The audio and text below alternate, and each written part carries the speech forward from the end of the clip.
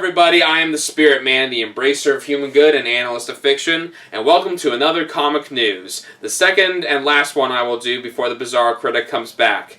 And let me say right off the bat to any and all who are wondering about all the outdated information I gave in the last video, I am very sorry about all of that. The Bizarro Critic got on me really hard in the beginning about it.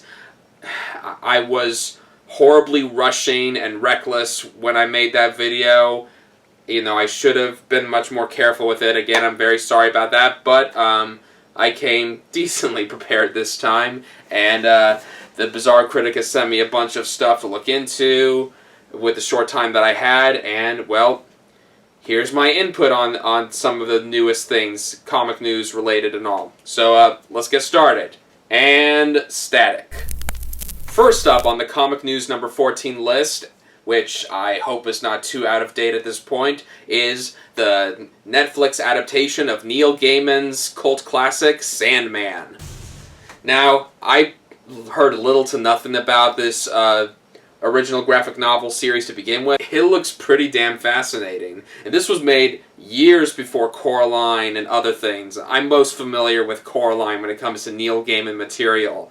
And yeah, the very premise alone is very fascinating. Originally, Joseph Gordon-Levitt was supposed to be the main character, but he apparently dropped out after a certain person got involved. Don't know exactly what's going on there. And yeah, I'm really looking forward to this. I have no idea when this thing is going to be released. Yeah, it's very, very exciting. I definitely would like to look into it myself, let alone the original series from the late 80s and 90s. And yeah, what do you guys think about it? And let's see how it all turns out.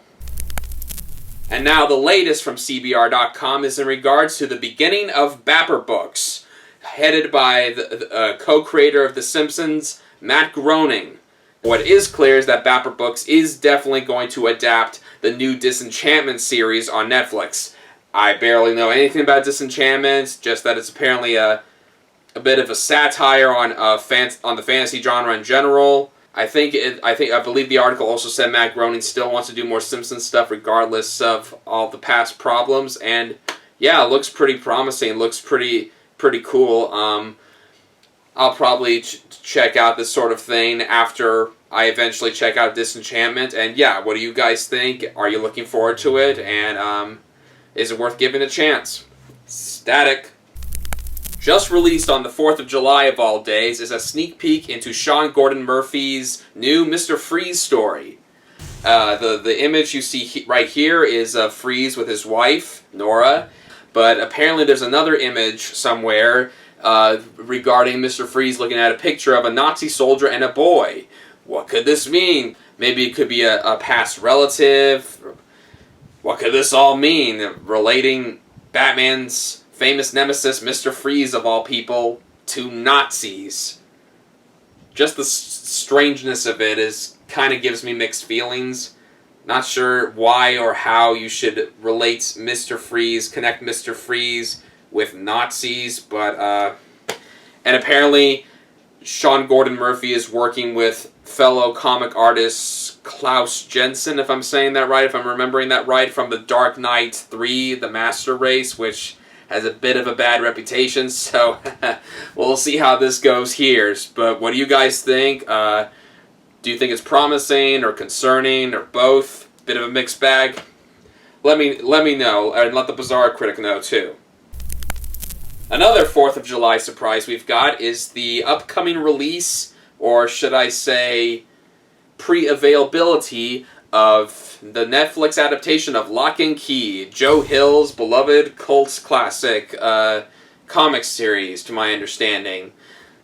Again, this is something I don't know much about, but I really like the premise, and apparently they're literally wrapping up production of that series right now as we speak over the next few days, and that it's already available to order on Netflix.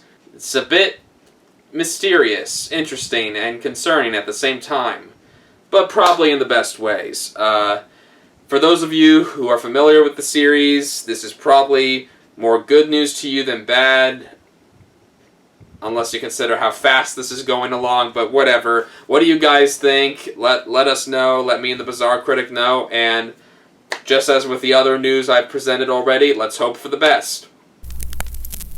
Apparently, the Marvel Ultimate Universe is returning at last.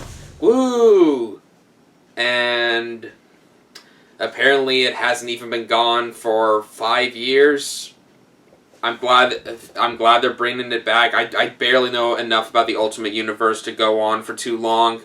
Just that maybe Miles Morales was literally one of the only, if not the only, Ultimate character they kept around because of how popular he was. And for whatever reason, the comic book writers decided just to destroy the Ultimate Universe right off, which sounded like a permanent decision to me based on what I heard from the BC in the past.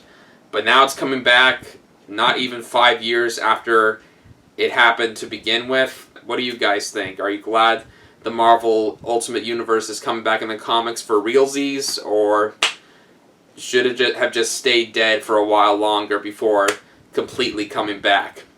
I kind of know the feeling, if you know what I'm saying. Static. Spider-Man Far From Home suits are now available on Spider-Man PS4. Woo!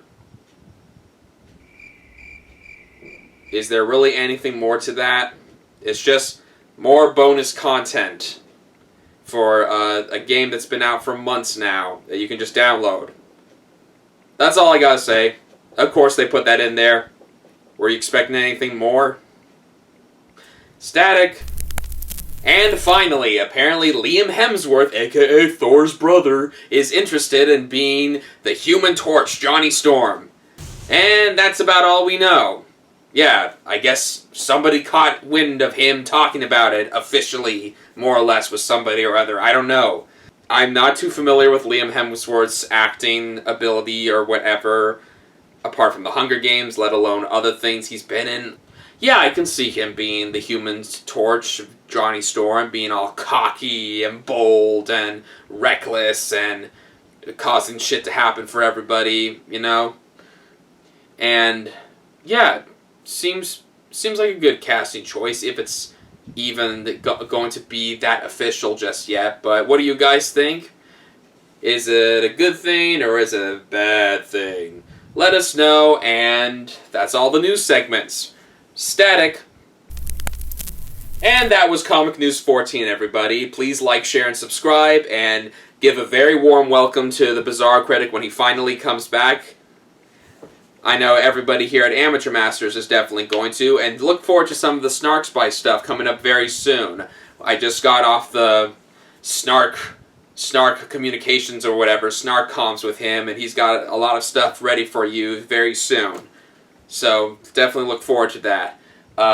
Again, I'm very sorry for all the mistakes I made in Comic News 13. I hope I did a decent enough job with this video, and if the Bizarro Critic needs me to do another Comic News or 2 or 3 in the future, I'll be very well prepared for that. That's for sure. Thanks again, everybody. I'm the Spearman, the embracer of human good and analyst of fiction, and thank you for your Comic News time with me. Take care, everybody.